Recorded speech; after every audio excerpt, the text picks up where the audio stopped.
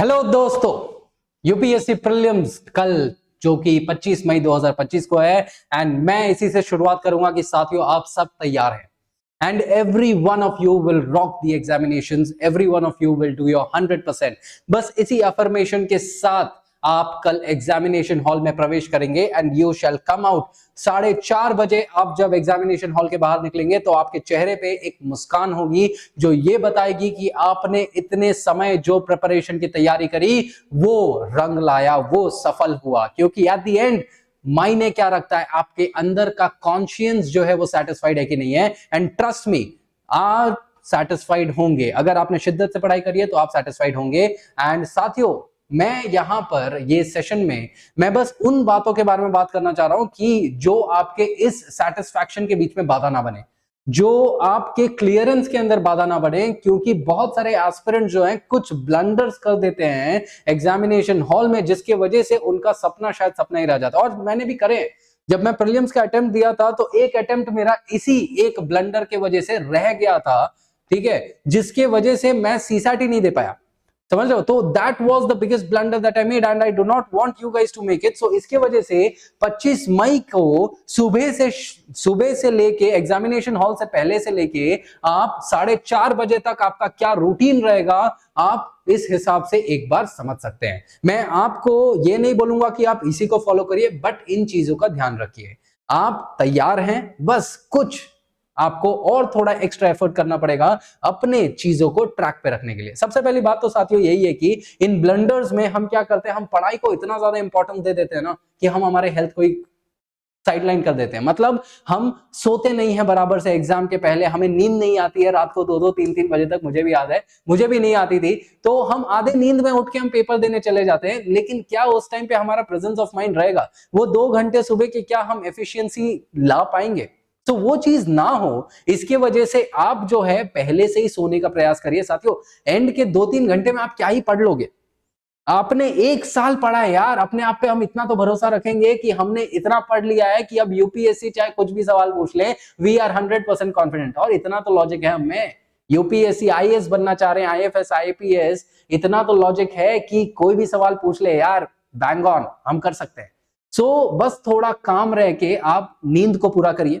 इसके अलावा बहुत सारे बच्चे जो है एग्जामिनेशन हॉल के अंदर वो पानी नहीं पी पाते, क्योंकि पेपर में वो इतना मसरूफ रहते हैं कि पानी नहीं पी पाते। तो ये भी चीज ना करें, क्योंकि आपको अपने शरीर के अंदर पानी या कोई लिक्विड डालना पड़ेगा। और वो लिक्विड क्या करेगा ना कि आपके पेट को थोड़ा, वो जो डुक डुक डुक डुक पेट के अंदर आवाज आता है ना, उसको कम रखेगा। और जब वो कम होगा तो आपका दिमाग एक्चुअल में पेपर पे ध्यान दे पाएगा। अगर आप नहीं ये कर पा रहे हैं तो पेपर के ऊपर आपका दिमाग ध्यान नहीं देगा, लेकिन भूख मिटाने पे ध्यान देगा। तो इस चीज को साइडलाइन करने के लिए आप क्या करें, एग्जामिनेशन हॉल के अंदर या तो चॉकलेट लेके चले जाएं या तो कॉफी बना के लेके चले जाएं। ब्लैक कॉफी अगर आपको अच्छी लगती है तो ब्लैक कॉफी लेके चले जाएं, बट कुछ ना कुछ लिक्विड लेके जाएं और बीच बीच में पानी जरूर पिए। Second most biggest blunder is anxiety. मैं जानता हूं यार, मैं भी एस्पिरेंट रहा हूं, वो बहुत सारी चीजें मिस होती हैं, बट क्या करें, एक्सेप्ट कर लेते हैं ना कि हाँ ठीक है यार, जितना भी किया उतना किया। यार आप तैयार हो यूपीएससी क्लियर करने के लिए, ये नहीं है कि आपको परम ज्ञानी बनना है। आपको उतना ज्ञान चाहिए जिससे आप वो 2 घंटे में, आप जीएस का पेपर निकाल लो, 2 घंटे में सीसैट का पेपर। उससे ज्यादा क्या है? जो हो चुका है, जो आप पढ़ चुके हो, एंड के एक दिन में, एंड के 3-4 घंटे में आप क्या ही पढ़ लोगे? जो 1 साल में आप पढ़ चुके हो वही तो आपको याद रहेगा। क्योंकि पेपर के अंदर एट द एंड आपका सबकॉन्शियस माइंड के अंदर जो चीजें, जो ज्ञान है, वही आपको हेल्प करेगा। So accept it. आपने जितना किया है बहुत किया, you are ready for the battle. आप जीत के ही आओगे, ठीक है? चाहे ये बहुत बड़ी परीक्षा नहीं है, बट आप तैयार हो उसके लिए, मैं बस यही बोलूंगा। तो एंड में आप क्या करें कि आप अपने आप को बस एक्सेप्टेंस दे दें कि हाँ मैंने किया है, जो किया अच्छा किया। और अगर थोड़ा तभी भी अगर आपको स्ट्रेस फील हो रहा हो तो आप क्या करें ना, there is a technique, there is a stress relief technique, जिसको बोला जाता है कि आप एक गहरी सांस लो और 10 सेकंड तक बस उसे धीरे धीरे करके एक्सेल करो। या आप, दिस इज वन टेक्निक। दूसरा टेक्निक ऐसा है कि आप 7 सेकंड तक गहरी सांस लो, 7 सेकंड तक होल्ड करो और 7 सेकंड के बाद उसे छोड़ो। तो इन टोटल 21 सेकंड्स का आपका एक ब्रेथ साइकिल होगा। तो ऐसे आप कम से कम 10 से 15 बार करो, देखना स्ट्रेस टोटली गायब।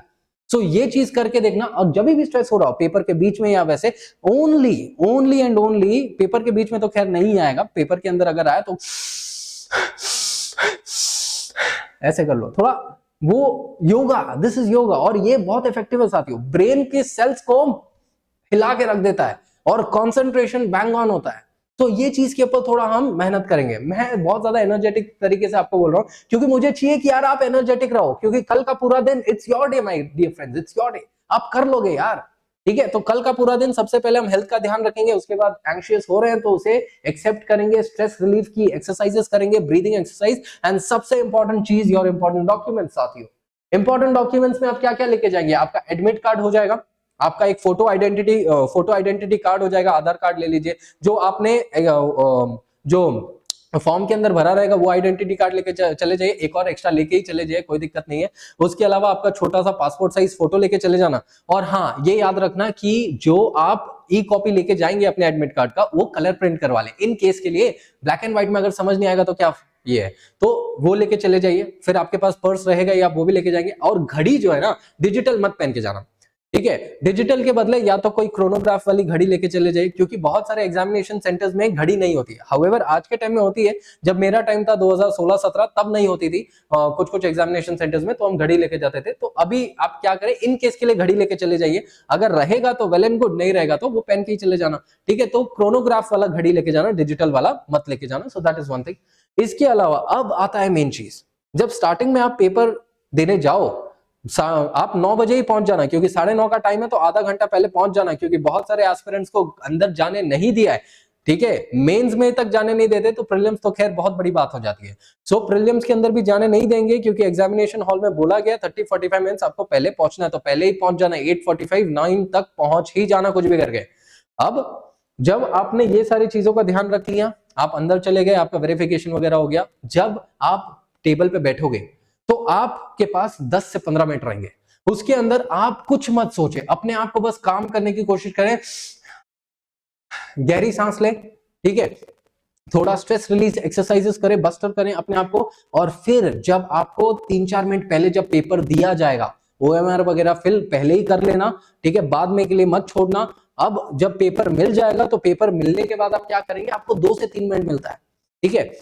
पेपर को आप पहले ग्लांस कर लेना, एक ओवरव्यू ले लेना, क्योंकि स्ट्रैटेजी क्या होता है कि आप लोगों के पास आपके कोई सब्जेक्ट स्ट्रांग होंगे, कोई सब्जेक्ट वीक होंगे, तो स्ट्रांग वाले में मान लो अगर पॉलिटी है या इकोनॉमी है या जियोग्राफी है, तो आप सबसे पहले यही देख लेना कि कौन सा एरिया के अंदर आपका स्ट्रांग वाला सब्जेक्ट है, तो आप वो वाला ले लेना वैसा। क्योंकि ये देखिए, ये कोई ऐसा रेडीमेड फुल प्रूफ या मैं ये नहीं बोल रहा हूं कि आप यही स्ट्रैटेजी फॉलो करो, आप जो अभी तक करते आ रहे हो ना वही करो। क्योंकि क्या होता है ना कि जो आप मॉक्स के अंदर जो आप सीखते हो कि एलिमिनेशन क्या है, मेरा माइंडसेट कैसे चल रहा है, मेरा कौन सा स्ट्रैटेजी है, हर एक का स्ट्रैटेजी अलग है, तो आप अपना स्ट्रैटेजी फॉलो करो। But this is one thing that you can adopt, कि क्योंकि क्या होता है ना कि पहला जब आपको पेपर मिलता है, बहुत सारे समय पे ऐसा होता है कि पहले के क्वेश्चंस आपको आते नहीं है, और बहुत सारे एस्पिरेंट्स को ये चीज फेस होता है कि जब पहले के 5-10 क्वेश्चन नहीं आएंगे तो बहुत ज्यादा स्ट्रेस ले लेते हैं, यार नहीं आ रहा है, नहीं आ रहा है, नहीं आ रहा है, क्या करें। तो वो जो है ना, वो जो मोड है, वो जो स्ट्रेस मोड है, पैनिक मोड है, वो कहीं ना कहीं आपके पूरे पेपर के अंदर रहेगा। So don't do this, avoid this situation, ये ब्लंडर को रोकना है। तो वो ब्लंडर को रोकने के लिए आप क्या करें, जो आपका सेकंड मोस्ट फेवरेट सब्जेक्ट रहेगा, आप वो वाले ग्लांस जब करोगे, आप मार्क कर लोगे कि अच्छा यहाँ क्वेश्चन है, तो आप वो वाले क्वेश्चन पैटर्न के अंदर चले जाओगे, और आप सबसे पहले वो चीज को मार्क, वो क्वेश्चन पेपर के अंदर ही आप क्या कर ले, सर्कल करना शुरू कर जाए कि अच्छा ये है, ये है, ये है। अब यहां पर जब आप क्वेश्चन पेपर करने चले जाएं, ठीक है, तो ऐसे करते करते आप क्या करें कि तुरंत आप पेपर लेके, आपने जो सबसे पहला क्वेश्चन अपने सब्जेक्ट का देखा, उसको आप डायरेक्टली टिक मार्क OMR में मत करें, that is the biggest blunder. क्योंकि वो तब क्या होता है ना, स्टार्टिंग में जैसे ही पेपर मिलता है आप स्ट्रेस मोड में रहते हो, और जब स्ट्रेस मोड में रहते हो, मेरे से खुद से हुआ है, 2 क्वेश्चन मेरे ऐसे ही रह गए थे कि मैंने 4th क्वेश्चन का 5th में सर्कल कर दिया, 6th क्वेश्चन का 7th में सर्कल कर दिया। तो ये चीज नहीं होनी चाहिए, क्योंकि वैसे 4 मार्क चले गए ना, 4 + 0.66 + 0.66, तो ये गलती ना होने चाहिए। So that is why what you do is, सबसे पहले आप जब पेपर मिले तो पेपर के अंदर ही आप टिक मार्क करें। अगर आप श्योरिटी हैं तो टिक मार्क करें, पेपर के अंदर ही रहने दो उसे, क्वेश्चन पेपर में OMR में टिक ना करें पहले। क्योंकि क्या होता है ना साथियों, कि मैं हमेशा ये सजेस्ट करता हूं कि आप जो क्वेश्चन पेपर का जो रीडिंग है ना, वो क्वेश्चन पेपर का रीडिंग लगभग 3 बार करें, लगभग 3 rounds of question paper reading होना चाहिए, जिसके अंदर सबसे पहला जो रीडिंग रहेगा, जब आप 100 के 100 क्वेश्चन को रीड कर लेंगे तो उसके अंदर जो 100% श्योरिटी वाले क्वेश्चन है ना, बस उसे पेपर के अंदर टिक कर लें। और एक बार जब 100 राउंड हो गए, ठीक है, मतलब आप क्या करें, 45 मिनट्स तक जब आप एक बार राउंड कर लें, उसके बाद उसके बाद फिर जिसमें आप 100% श्योर हो, बस उसी को OMR के अंदर टिक कर दो। लेकिन जिसमें आप श्योर नहीं हो, दैट इज 50% एलिमिनेट आपने कर लिया है लेकिन आपको श्योर नहीं हो, और दूसरा होता है 30% आपने एलिमिनेट कर लिया है लेकिन आप श्योर नहीं हो। तो यहां पे क्या होगा ना कि यूपीएससी जो है 2 से 3 क्वेश्चंस का जो जवाब है ना, वो पेपर के अंदर ही छुपा के रखती है, कहीं ना कहीं आपको मिल जाएगा। क्योंकि जब आप स्टार्टिंग में पेपर करना शुरू करते हो तो दिमाग इतना खुला हुआ नहीं होता, क्योंकि आप स्ट्रेस में होते हो, बहुत बर्डनसम फील होता है। लेकिन जैसे धीरे धीरे करके आप और आगे टाइम बढ़ता है तो उस टाइम पे आपका क्या होता है, दिमाग खुलने लगता है, आपका दिमाग नए कनेक्शंस बनाने लगता है। And at that point of time मेरे प्यारे दोस्तों, आपको सेकंड और थर्ड राउंड में जो सवाल आपको पहले नहीं आ रहे थे ना, वो अब आने शुरू हो जाएंगे। एंड यूपीएससी के क्वेश्चंस के अंदर से ही आपको बहुत सारे ऐसे चीजें मिल जाएंगी जिससे आप अपने आंसर्स को सॉल्व कर सको एक्यूरेटली। तो पहले राउंड में सिर्फ 100% श्योरिटी वाले पे जाएं एंड 45-50 मिनट्स में आप OMR को टिक कर लें, ठीक है। एंड के लिए ना छोड़े बिल्कुल भी, और फर्स्ट इंस्टेंस पे भी ना करें, क्योंकि जब आप पहला राउंड मारेंगे पेपर का तो आपको बाद में ये नहीं होना चाहिए कि अरे यार इसका तो आंसर ये था, मेरा दिमाग क्यों नहीं चला, खुद को कोसेंगे, फिर अगेन पैनिक मोड में जाएंगे। सो वो चीज भी मत करना। सो 45 मिनट्स 50 मिनट्स में पहला राउंड करना, उसके बाद जब 50% वाले फिर उसके बाद पे जाना। अब इसके लिए भी आप क्या करना, आप ऐसा एक सर्कल मतलब 100% वाला हो गया, 2 सर्कल मतलब 50% इसमें श्योर है, ठीक है, स्क्वायर मतलब 30% ही श्योर हो इसमें। तो जब आप सेकेंड राउंड खत्म कर लें तो ये जो 30% है ना, देखिए साथियों एक चीज आपको बताता हूं, कोई भी एस्पिरेंट हो, जितना भी पढ़ा लिखा होने दो उसको, उसके पास सिर्फ 40 to 45 क्वेश्चंस का ही एक्यूरेट ज्ञान रहेगा। मतलब एक्सेप्शन लोग होंगे 50-55 वाले, लेकिन 40 to 45% मतलब 40 to 45 क्वेश्चंस का ही 100% एक्यूरेट नॉलेज रहेगा। तो आप पैनिक मत करिए, आपके पास 30 है तो भी कोई दिक्कत नहीं है, लेकिन जो बाकी वाले जो क्वेश्चंस है ना, उसके अंदर आप क्या करें, लॉजिकल लेवल पे सवाल को सॉल्व करना शुरू करें, ठीक है। मतलब यूपीएससी एक आईएएस से क्या अपेक्षा रखेगी, उस माइंडसेट से आप ये इसको सॉल्व करें, जो 30% वाले होते हैं with logical analysis and analytical ability, इससे आप करें।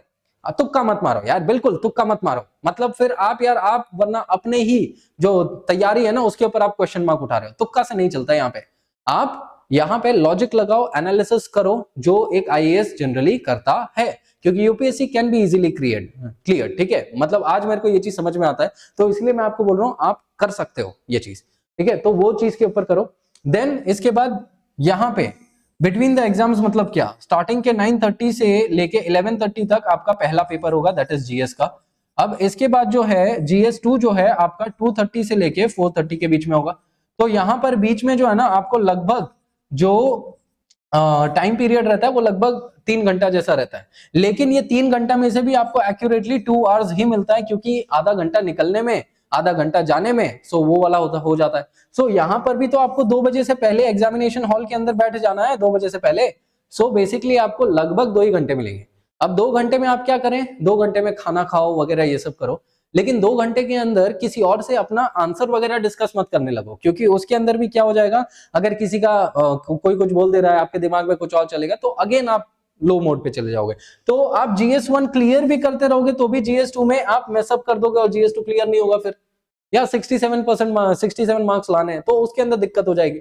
सो बेटर क्या है कि यार यहाँ पर भी आप खा लो, हल्का फुल्का खा लो, उसके बाद थोड़ा सोना है, 10-15 मिनट का नैप लेना है तो नैप ले लो, या इसके अलावा ब्रीदिंग एक्सरसाइज करने कर लो, या तो सीसेट और कॉम्प्रिहेंशन के जो चीजें हैं वो आप देख लो कि कॉम्प्रिहेंशन में कौन से वर्ड्स आते हैं वगैरह, क्या एलिमिनेशन होता है एंड ऑल दैट। सो आप वो चीज कर लो, लेकिन यहाँ पे आप ज्यादा अपने आप को दूसरे के साथ बातें करने में, क्वेश्चंस डिस्कस करने में इंडल्ज मत करो। और सबसे बड़ी बात यार, YouTube वगैरह के ऊपर मत जाना, तब ना WhatsApp वगैरह को खोलना, ना कोई ग्रुप्स के अंदर जाना, कुछ मत करना, क्योंकि ये जो अफवाहें है ना कि ये आंसर की चेक करने लग जाते। बहुत सारे बच्चे मैंने ऐसे देखे कि GS1 देने के बाद आंसर की चेक करते हैं और फिर उसके बाद वो पेपर ही नहीं देते GS2, क्योंकि उन्हें लगता है कि यार कम है। लेकिन यार क्या पता आपका 100 आता हो, आपको लग रहा है कि 105 कट ऑफ है, लेकिन कट ऑफ अगर 87 चले गया तो क्या होगा, आप तो क्लियर कर रहे थे ना, लेकिन you miss the opportunity of giving the GS2।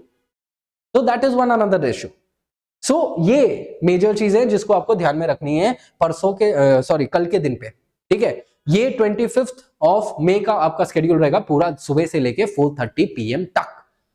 और अगर ये चीज आप कर लोगे, सुबह आपको क्या करना है, अपना नींद पूरा करना है, ठीक है, रात को नींद पूरा करना है, हाइड्रेटेड रहना है, चॉकलेट्स ले लेने हैं या कॉफी ले लेना है, अपने आप को बीच में जो है एकदम मेडिकली फिट रखना है ताकि स्ट्रेस ना हो। स्ट्रेस हो भी तो आप स्ट्रेस रिलीज एक्सरसाइजेस कर लीजिए। उसके बाद इंपॉर्टेंट डॉक्यूमेंट्स कैरी करिए। क्वेश्चन पेपर मिलते ही उसको ग्लांस थ्रू करिए। क्वेश्चन पेपर को 3 बार रीड करना है। 45 मिनट्स में आपको OMR के अंदर मार्क करना है। आपको फास्ट में मार्क नहीं करना है, 2 दफा देखिएगा कि कौन सा क्वेश्चन है, किसमें आप मार्क कर रहे हो, और क्वेश्चन को 2 बार पढ़ें। जो भी इजी भी क्वेश्चन है ना, तो उसको भी आप 2 बार पढ़ लो, ठीक है। अदरवाइज गलतियां होंगी, सिली मिस्टेक्स होंगे, जो कि सबसे बड़ा ब्लंडर होगा।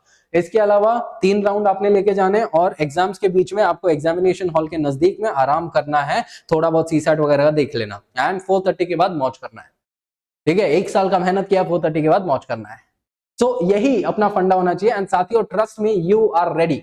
आपने बहुत मेहनत करी है, आपने अपने आप पे बस कॉन्फिडेंस रखना है यार। You are there, you will rock the examinations, and UPSC को आपके ऊपर भरोसा होगा। UPSC wants to select you, बस आपको अपने ऊपर थोड़ा सा भरोसा करना है, कॉन्फिडेंस लाना है। ओवर कॉन्फिडेंस नहीं, बट कॉन्फिडेंस की अपने कंधों को थोड़ा शाबाशी दो यार। 1 साल मेहनत किया आपने, कुछ लोगों ने तो 3-4 साल मेहनत किया, तो शाबाशी दो यार। You are great. यूपीएससी के लिए अंदर इतना टाइम देना, you are great guys, really hats off to you, ठीक है। सो इसी आइडिया के साथ आज मैं आपको ऑल द बेस्ट बोलूंगा, एंड आपके लिए मैं भगवान से जरूर प्रार्थना करूंगा कि आप सब मेरे प्यारे दोस्तों, मेरे प्यारे भाइयों बहनों, आप क्लियर करेंगे, आप शाबाशी के हकदार हैं, और आप मेंस लिखेंगे। सो इसी के साथ इन चीजों का बस ध्यान रख लेना, and be happy, just keep a smile on your face, with a positive mindset, with a happy mood, just give the examinations. All the best मेरे प्यारे दोस्तों, जय हिंद, जय Bharat, and you will rock the papers, just keep that in mind. Happy exams day.